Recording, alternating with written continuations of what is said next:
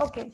Question number 49, I am repeating. For business studies, this is the sheet of most important questions which have been asked in past papers often. Okay.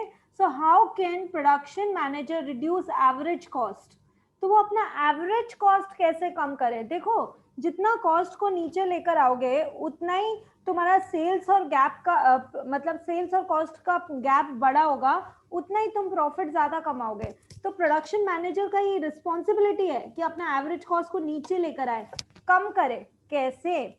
सबसे पहले तो कुछ है ना बताओ कि भाई मुझे पता है कि ये वेज होते हैं स्टॉक कंट्रोल के. जैसे just in time word use करोगे, लीन प्रोडक्शन वर्ड यूज करोगे, काइजन कॉस्टिंग वर्ड यूज करोगे कि ये सब क्या है. You want to increase your productivity, you want to increase your efficiency, you want to reduce wastage, breakage, leakage, storage cost. ये सब कीवर्ड्स है. ये वर्ड्स नहीं तो आंसर में नंबर कौन देने वाला है तुमको? तो सबसे पहले तो तुम ये बताओ कि we can improve stock control, just in time कर सकते हैं जिससे कि हम रिड्यूस करेंगे वेस्टेज एंड स्टोरेज कॉस्ट. यदि जस्ट इन टाइम होता क्या है, जब भी तुम्हारा है ना मशीन खाली है तो उस समय फैक्ट्री पे और रॉ मटेरियल आया तो तुम्हारी स्टोरेज कॉस्ट कम हो गई. तो you have to children average cost कम करने के लिए एक प्रोडक्शन मैनेजर को सबसे पहले क्या करना पड़ेगा? सबसे पहले मेथड्स बता दो. आपको मेथड्स पता है? Just in time, lean production, kaizen costing. ठीक है. मैम जस्ट इन टाइम क्या? अभी बताया मैंने. जस्ट इन टाइम क्या होता है? देखो आप है ना रॉ मटेरियल्स को एक तो गोडाउन में स्टोर करके रखो, एक तो ये तरीका है. फिर उसमें से काफी सारा वेस्ट भी हो सकता है, मतलब टूट फूट भी सकता है. फिर वॉचमैन की सैलरी लगेगी, गोडाउन का रेंट लगेगा. ये सब नहीं करना है. ऐसा ऐसा अपना है ना डिजाइन करो सिस्टम कि अभी बस रॉ मटेरियल्स खत्म होने वाले हैं और वो आपके फैक्ट्री पे है. इनफैक्ट तुमको पता है चाइना कितना एफिशिएंट है इसके अंदर जस्ट इन टाइम में, कि है ना जो लास्ट यूनिट घुस रहा होता है ना मशीन में रॉ मटेरियल का, जस्ट बाहर उनका है ना सामान आता है रॉ मटेरियल की ट्रक का और सीधा मशीन में ही घुसता है प्रोडक्शन होने के लिए. तो उनको तो स्टोरेज कॉस्ट है ही नहीं ना, कोई गोडाउन लिया ही नहीं उन्होंने सामान स्टोर करने के लिए. तो that is just in time कि अभी रॉ मटेरियल खत्म होने वाला है और उस समय रॉ मटेरियल आए तो आपके स्टोरेज कॉस्ट कम हो जाएंगे ना. आप बड़ा सा गोडाउन क्यों लोगे? फिर आप क्यों वॉचमैन को इतना सैलरी दोगे उस गोडाउन का? क्यों वेस्टेज के कॉस्ट को बेयर करोगे? राइट. तो it is reduce wastage, reduce storage cost.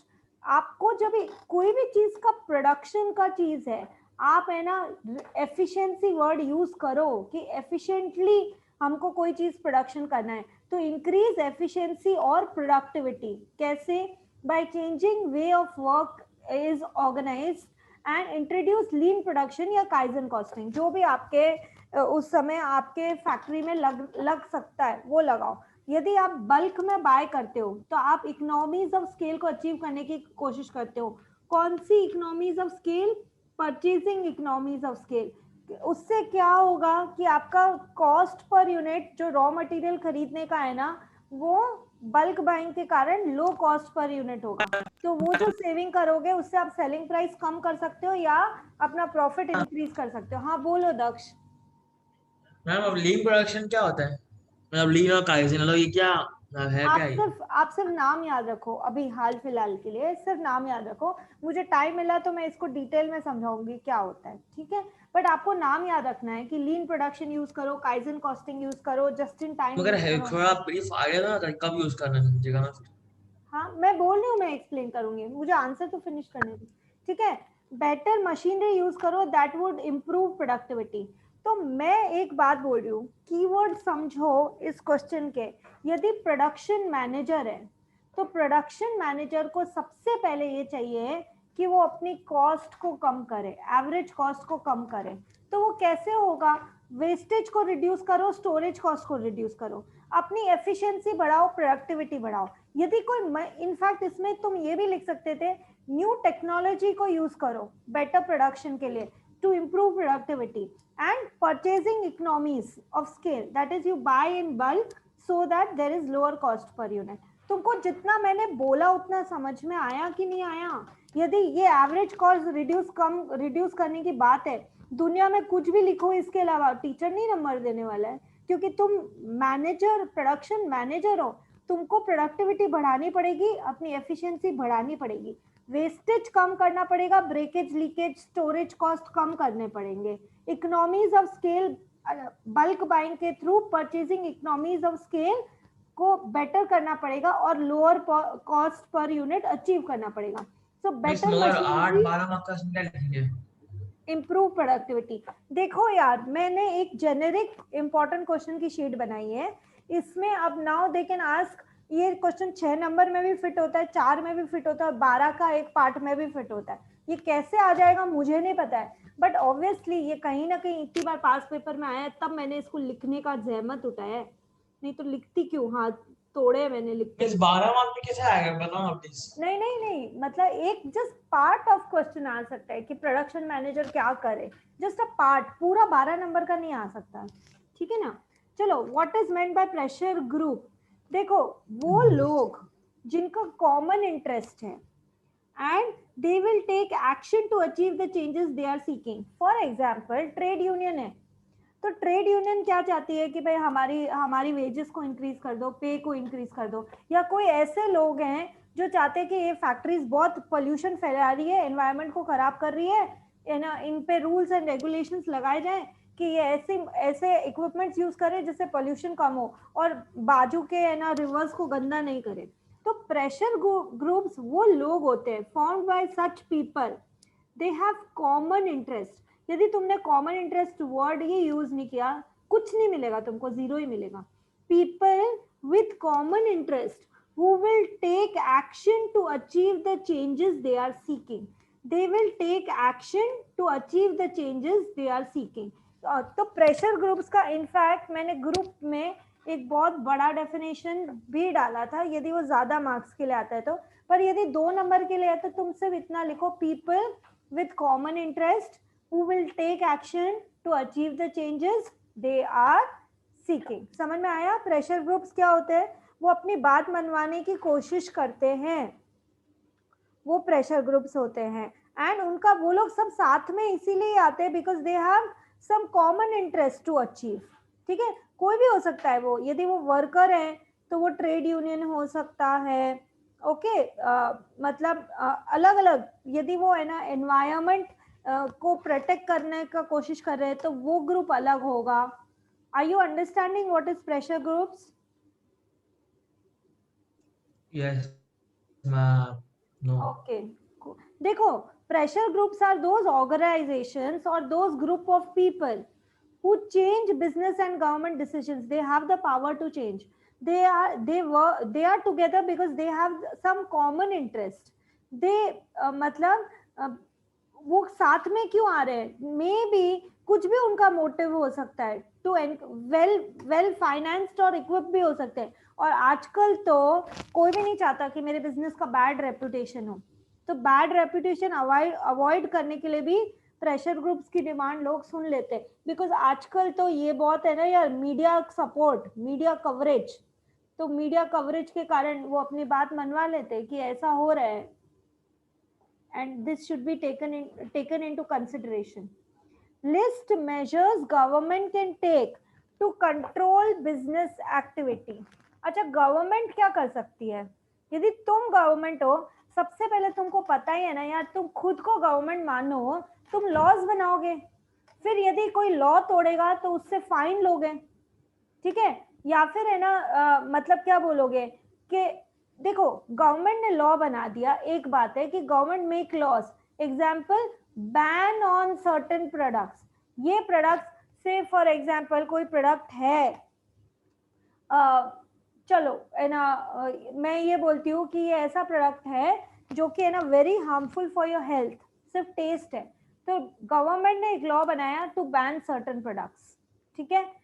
फिर उसके बाद गवर्नमेंट टैक्सेस कलेक्ट करती है हमसे, उसके बाद कई चीजों के लिए लाइसेंस लगता है, लाइसेंस टू कंट्रोल, परमिट्स लगती है कि इस एरिया में हम फैक्ट्री लगा सकते हैं कि नहीं।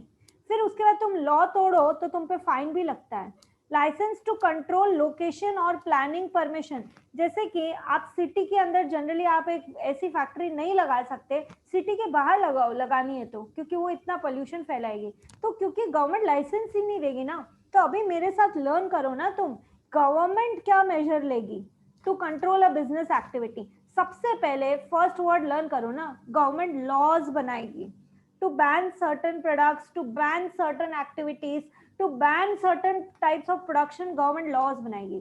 उसके बाद तुमसे टैक्सेस लेगी, तुमको कुछ परमिट्स लेनी पड़ेगी, यदि कोई पर्टिकुलर प्रोडक्शन करना है तो परमिट्स लेनी पड़ेगी।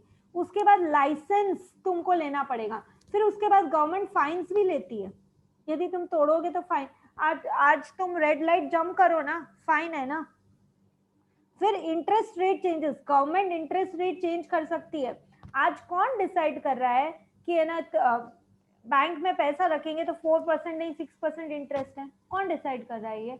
कहीं ना कहीं बैंक्स भी तो, रिजर्व बैंक ऑफ इंडिया जैसे इंडिया में सेंट्रल बैंक है, कहीं ना कहीं गवर्नमेंट भी तो साथ में है। फिर मिनिमम वेज रेट, ये मैंने डिमांड सप्लाई इकोनॉमिक्स में सिखाया था कि है ना minimum wage rate government decide करती है कि नहीं, एक दिन के लिए मजदूर रखना है तो इतना पैसा तो उसको देना ही पड़ेगा। फिर यदि गवर्नमेंट टैक्स लेती है तो सब्सिडीज और ग्रांट्स देती भी तो है। तो इस तरह से government take control in the business activity. मैं 2 मिनट दे रही हूँ, ये पॉइंट्स लर्न करो। यदि कहीं भी गवर्नमेंट का क्वेश्चन आता है कि गवर्नमेंट कैसे बिजनेस एक्टिविटी में है, तो ये सारा पॉइंट किसी भी एक बच्चे से पूछूंगी, जल्दी लर्न करो।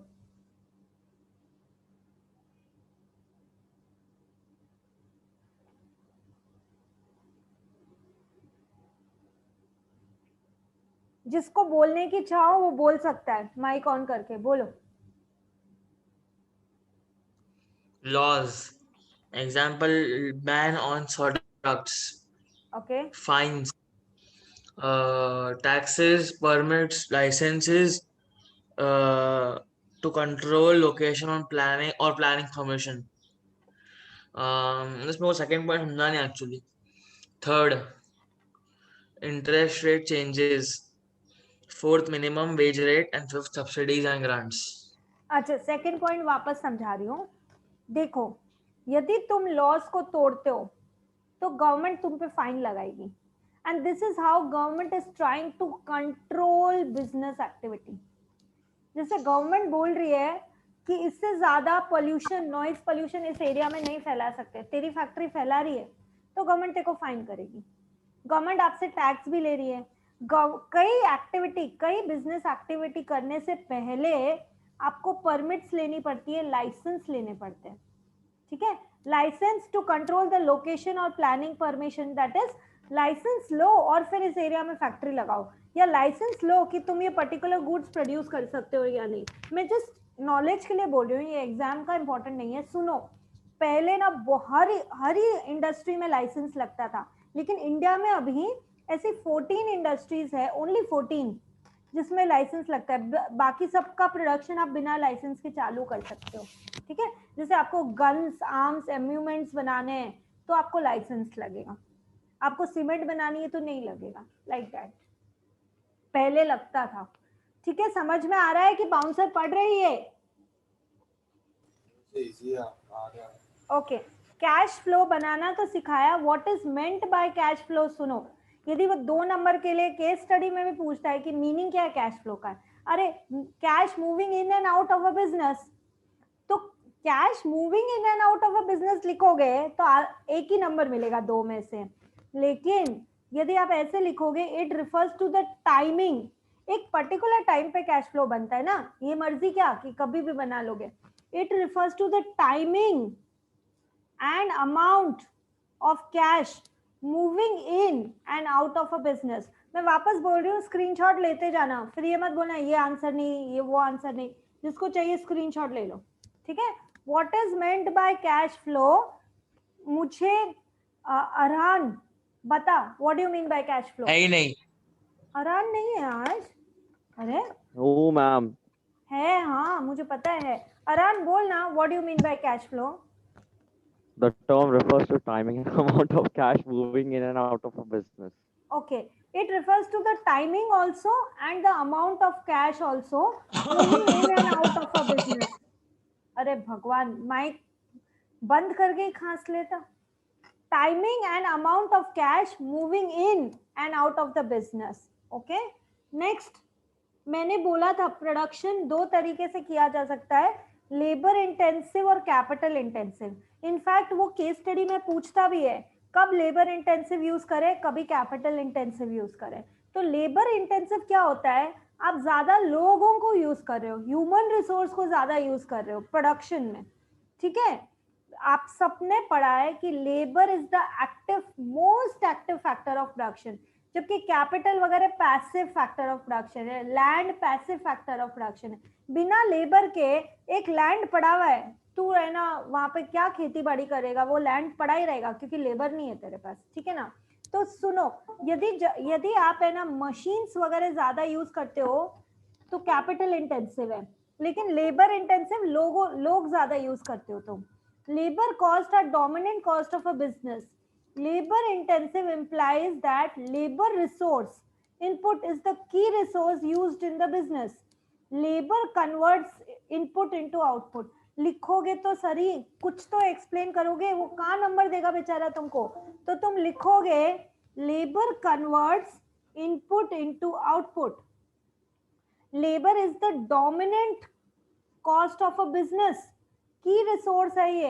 Other factors of production are land, capital and enterprise. Labour is the key resource and most active factor of production. Labour is the key resource and most active factor of production. यदि तुमको labour intensive पूछा, क्या क्या लिखोगे तुम बताओ. मतलब 2 minute learn करो फिर बताओ.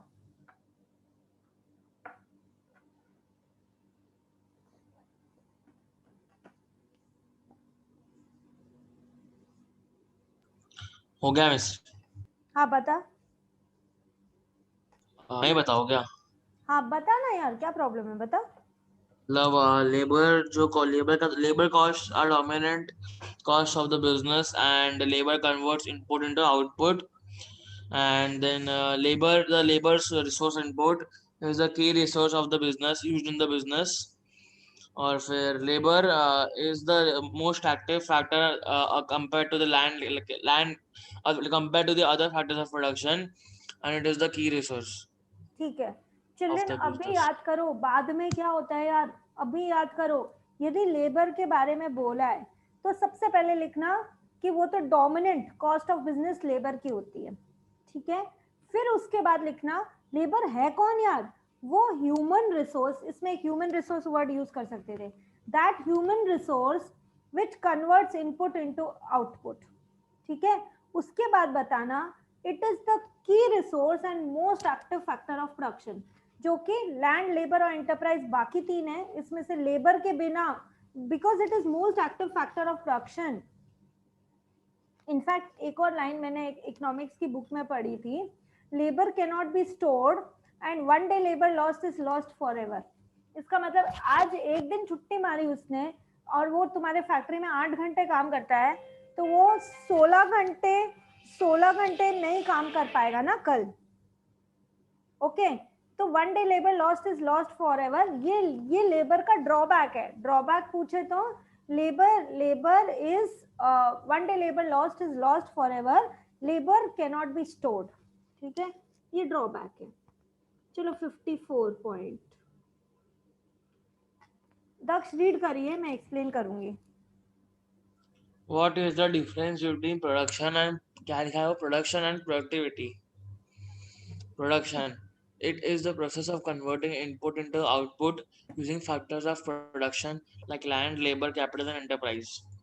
Productivity, it is the measure of efficiency of inputs used in the production process, especially labor and capital. सुनो. मिस इसका एक और आंसर है. हाँ बोलो ना, जरूर बोलो. प्रोडक्टिविटी का. हाँ बोलना बोलना. मैं कल ही लर्न किया था. It is the measure of the output of the business compare to inputs of the business, or it is efficiently utilization of resources. Very good, very good, शाबाश. देखो इसमें ना देखो मैं कीवर्ड बताऊंगी, क्योंकि होता क्या है कि कीवर्ड ही तो नहीं आता है यार, इसीलिए तुम लोग सोचते रहते हो why she is cutting my marks, and then there is a reason. देखो यदि सिर्फ प्रोडक्शन के बारे में पूछा है, it is converting input into output using the factors of production, land, labour, capital, enterprise. Production simple सा इनपुट को आउटपुट में कन्वर्ट करना है, ये 4 फैक्टर्स ऑफ प्रोडक्शन को यूज करके। जबकि प्रोडक्टिविटी क्या है, प्रोडक्टिविटी में कीवर्ड ये रहा तुम्हारा efficiency. It is the measure of efficiency of inputs used in the production process, specially labor. कितने efficiently तुमने यूज कर लिया, और स्पेशली कैपिटल। ठीक है, एफिशिएंसी यूज नहीं किया, प्रोडक्टिविटी में तो 0 मिलना नक्की है तुमको। ठीक है, प्रोडक्टिविटी एक बार कोई लर्न करके मुझे बताओ, अदर देन दक्ष, कोई और बोलो।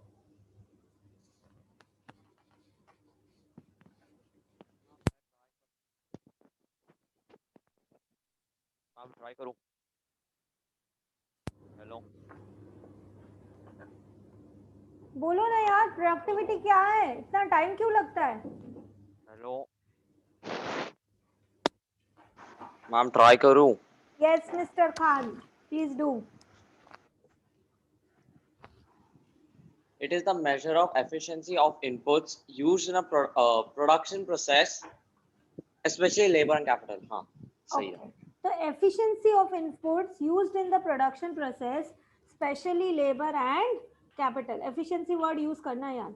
labor productivity, productivity पूछा है ना, फॉर्मूला दे के आ जाओ ना यार 2 मार्क्स के लिए, क्या जाएगा तुम्हारा? अरे मिस खाली एक बार मेरे को दिखाओ ना प्रोडक्शन का, प्रोडक्टिविटी प्रोडक्शन का क्या लिखा था, भूल गया मैं बोली स्क्रीनशॉट लेते जाओ, सुनते तो हो नहीं तुम। मैं लेना भूल गया उसका, खाली एक मिनट। ठीक है, प्रोडक्टिविटी क्वेश्चन हाँ। पूछेंगे ना, मैंने फॉर्मूला अलग से अलग क्वेश्चन बना के लिख दिया, तुम प्रोडक्टिविटी पूछते रहे 2 नंबर के लिए भी, तो भी फॉर्मूला देकर आओ। ठीक है, चलो, what is the formula for labour productivity? Total output, labour productivity का फॉर्मूला क्या है? Total output, sorry, labour productivity is equal to total output upon number of production workers. ये लेबर प्रोडक्टिविटी है, जितना भी प्रोड्यूस किया टोटल आउटपुट, जैसे मान लो 1 लाख टन प्रोड्यूस किया upon number of production workers, कितने वर्कर्स ने प्रोड्यूस किया, तो total output upon number of production workers, ये लेबर प्रोडक्टिविटी है। Question number 56, what is labour productivity and how can it be achieved? Labour productivity क्या है और ये कैसे अचीव की जा सकती है? तो लेबर प्रोडक्टिविटी मींस, जो अभी फॉर्मूला लिखा था हमने, ये फॉर्मूला लिखा था ना हमने, total output upon number of production workers, तो वो लिख दो। उसके बाद लेबर प्रोडक्टिविटी, मैंने बोला एफिशिएंसी वर्ड जरूर यूज करके आना। उसके बाद it is increase output with same number of workers, keeping same output level with fewer workers, achieved by what? Improving the skill level of workers, improving the motivation of workers, introducing more automation and better technology। कि more automation, देखो उनका उनका motivation बढ़ाओ, skills को बढ़ाओ, अपने आप ही productivity achieve होगी, क्योंकि उनका कॉन्फिडेंस बढ़ेगा, they know how to do their job. Introducing more automation and better technology. तो लेबर प्रोडक्टिविटी में फॉर्मूला देना, फिर बताना कि एफिशिएंसी, उन लोग की एफिशिएंसी इंप्रूव करना है। ओके, फिर उसके बाद आप प्रोडक्टिविटी कैसे इंक्रीज आउटपुट, आउटपुट को बढ़ाओ, सेम नंबर ऑफ वर्कर्स रख के भी आउटपुट को बढ़ाओ, या फिर सेम आउटपुट रखो और फ्यूअर वर्कर्स रखो तो भी सेम आउटपुट ही रखो, that is also achieving labour productivity. कैसे करेंगे? उनकी स्किल लेवल को इंप्रूव करो, उनके मोटिवेशन को इंप्रूव करो, ऑटोमेशन एंड बेटर टेक्नोलॉजी दो उनको यूज करने के लिए। समझ में आया बात? आता है ये केस स्टडी यस मैम। नहीं ma'am. List ways to increase sales revenue, हमेशा ही आता है यार केस स्टडी में, कि आप कुछ तरीके बताइए जिससे कि है ना वो कंपनी अपना सेल्स रेवेन्यू बढ़ा सके। तो क्या क्या तरीका है? देखो, सेल्स रेवेन्यू बढ़ाने के लिए क्या करोगे आप, या तो अपने प्राइसेस को रिड्यूस करो, लेकिन उसमें केस स्टडी में देखना कि ये प्राइसेस रिड्यूस करेगा तो है ना, रिड्यूस करके उसका सेल्स रेवेन्यू बढ़ेगा कि नहीं बढ़ेगा। जैसे सिगरेट वगैरह का इसमें वो डाउट था एक। अच्छा मेरे को फिनिश करने दे फिर बोल। मतलब जैसे सिगरेट का केस स्टडी है, तो सिगरेट का प्राइसेस रिड्यूस करने मत बोलना, क्योंकि वो तो फिर भी लोग खरीदेंगे ही ना, सिगरेट का प्राइस हमेशा इंक्रीज होना चाहिए। तो मैं सिर्फ ये आपको बोल रही हूँ, आप किस तरीके से अपने सेल्स रेवेन्यू को इंक्रीज कर सकते हो। Reduce price, advertising and promotion, advertising and promotion करो तो लोग जानेंगे आपके प्रोडक्ट्स के बारे में। Introduce new product range, in fact Godrej company ये बहुत करती है ना यार, लॉक्स बनाते बनाते बिल्डिंग बनाने लग गई, फिर उसके बाद है ना इलेक्ट्रॉनिक लॉक्स बनाने लग गई, इलेक्ट्रॉनिक आइटम्स बनाने लग गई, कितना नया प्रोडक्ट रेंज लेकर आई। एक्सपैंड इन न्यू मार्केट्स, नए मार्केट्स। तुमको क्या लगता है बाहर की कंपनीज इंडिया में ऐसे ही सामान बेचने आ रही हैं? Because they want to increase their sales revenue, they are finding new markets in India, है ना, and this way they are trying to increase their sales revenue. Daksh बोल क्या प्रॉब्लम है तेरी? मैम आपने जो बोला है वेज लिस्ट, किलो लिस्ट वेज किया है आपने, समझो उन्होंने पूछा मेरे को 8 मार्क का, तो लोग पूछेंगे 3 फैक्टर, तो मैं एक समझो रिड्यूस प्राइस लिखा, तो उसका एक्सप्लेनेशन क्या लिखूंगा मैं? ठीक है। रिड्यूस प्राइस में तू है ना उसको लिंक करेगा इलास्टिसिटी से दक्ष, कि यदि कोई ऐसी प्रोडक्ट है जो नेसेसिटी है, ठीक है, तो ऐसे बताएगा कि नेसेसिटी है तो थोड़ी प्राइस रिड्यूस करेगा यदि, तो लोग उसको स्टोर करके एक्स्ट्रा खरीद के रख लेंगे। उसके बाद एक और तरीका हो सकता है, प्राइस कब रिड्यूस करें। देख जनरली सैलरीड लोग होते हैं, तो है ना मंथ एंड होते होते उनका सैलरी मतलब कम पैसे बचते हैं ना उनके पास, तो मंथ एंड होते होते यदि तो हैवी डिस्काउंट्स देगा। इनफैक्ट ये एक केस स्टडी थी जिसमें है ना पूछा गया था, बड़ा सा मार्केट था, market in the sense departmental store था, तो उनको बोला गया कि प्राइस रिड्यूस करो 3rd वीक में, 4 वीक होते हैं ना एक महीने में, 3rd वीक में प्राइस रिड्यूस करो। तो 3rd वीक में प्राइस रिड्यूस करो मतलब बहुत डिस्काउंट्स दो, तो उस समय ना सेविंग्स कम बची होती है, मतलब सैलरी के कम पैसे बचे होते हैं, ठीक है, month is towards is and, तो आप डिस्काउंट दोगे ना तो लोग जितने भी पैसे उससे सामान खरीद लेंगे, क्योंकि अरे डिस्काउंट्स बहुत अट्रैक्टिव हैं, खरीदो और स्टोर कर लो। तो टाइमिंग इज इम्पोर्टेंट कि आप कब प्राइस को रिड्यूस कर रहे हो। Then the goods which you are dealing is very important, कि नॉर्मल गुड्स है कि लग्जरी गुड्स है, उस हिसाब से तू बताएगा।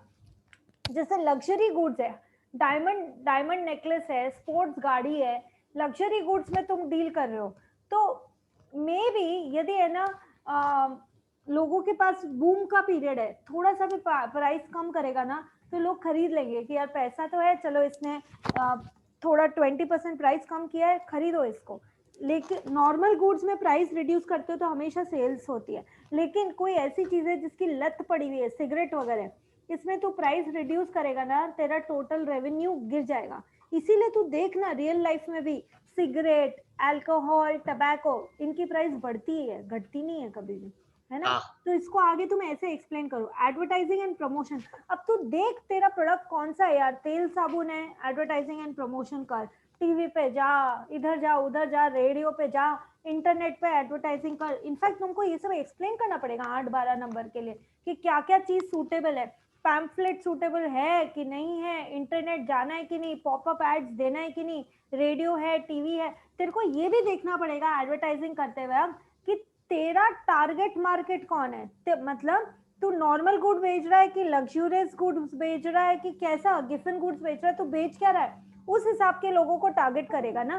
जैसे तू लैपटॉप बेच रहा है तो तू एजुकेटेड मास को टारगेट करेगा, तू करेगा क्या किसानों को टारगेट करके, है ना। तो तू देखेगा कि कौन है लॉयर्स, चार्टर्ड अकाउंटेंट्स, डॉक्टर्स, उनको मैं टारगेट करूं, पढ़े लिखों को, तो उस हिसाब से तेरी एडवर्टाइजिंग हो जाएगी। तो तेरे केस स्टडी पे डिपेंड करेगा कि तू कहाँ हिट करेगा, तेरा प्रोडक्ट क्या है, ठीक है। उसके बाद न्यू प्रोडक्ट रेंज, ठीक है, new product range that also will depend on case study only. उसके बाद एक्सपैंड इन न्यू मार्केट्स, न्यू मार्केट्स क्या क्या हो सकते हैं वो सब तेरे को देखना ही पड़ेगा कि नए मार्केट्स क्या हैं, चलो उस पर हम एक्सपैंड करते हैं, ठीक है। समझ में आ रहा है कि बाउंसर? ना समझा समझा। Question number 58 to Daksh read करना। हाँ miss. Judge if reduction in price is suitable for your business to increase sales revenue. ले तूने क्वेश्चन पूछा और क्वेश्चन आ गया। तेरे बिजनेस के हिसाब से तुझे रिडक्शन इन प्राइस करना चाहिए कि नहीं ताकि तेरा सेल्स रेवेन्यू इंक्रीज हो। Check if demand of your product is price elastic. सबसे पहले देख तेरी demand for the product price elastic है कि नहीं। That is if the price is reduced demand of the product will increase with greater percentage. That is उसका मतलब क्या है, यदि तेरी प्राइस 10% से गिरती है तो तेरी डिमांड एटलीस्ट 15% से तो बढ़नी चाहिए, तब तो प्राइस गिरा के मतलब है। नहीं तो मतलब क्या है यार प्राइस गिरा के, तेरे को क्या मिलेगा। ठीक है ना। तो check if the demand for your product is price elastic. That is if you are reducing the prices it should increase the demand with greater percentage then percentage of reduction in price, thus then only the sales will increase। यदि inelastic है मत करके आना exam में, कुछ मिलना जुलना नहीं है उससे। जैसे कि demand for cigarette is relatively inelastic, कि है ना प्राइस को कुछ भी हो फूकने वाले खरीदेंगे और फूकेंगे, तो उसकी प्राइस गिरा के तेरे को मिल क्या रहा है, पहले भी उतनी खरीद रहे थे अभी भी उतनी खरीद रहे। लेकिन दाल चावल आटा घी शक्कर घर में यूज होते हैं यार, इसकी प्राइस गिराएगा तो थोड़े टाइम के लिए लोग उससे जितनी गिरी उससे ज्यादा खरीद लेंगे। नॉर्मल गुड है, प्राइस इलास्टिक है इसकी। तो प्राइस रिड्यूस होगी तो जितना रिडक्शन हुआ है ना प्राइस का उससे ज्यादा उसकी डिमांड इंक्रीज होनी चाहिए। इंक्रीज विद ग्रेटर परसेंटेज या increase more proportionately than the price, ये कीवर्ड है। तो फिर उसकी प्राइस गिराना, नहीं तो मत गिराना। ये तो इनफैक्ट बीएस में तो ठीक है, ये आया ही आया है। इकोनॉमिक्स का यूनिट 2 का पेपर तो इसकी केस स्टडी से भरा हुआ है भाई, इतना तो अब तुमको भी पता है।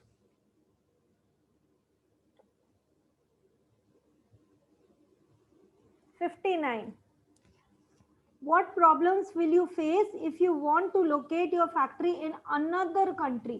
कितनी बार केस स्टडी में आया है ये। मल्टीनेशनल कंपनीज है, एक मतलब होस्ट कंट्री में उसका हेड ऑफिस है, बाकी सब जगह या तो उसकी सब्सिडरीज है, उसकी ब्रांचेस है, ये है वो है, फ्रेंचाइज है।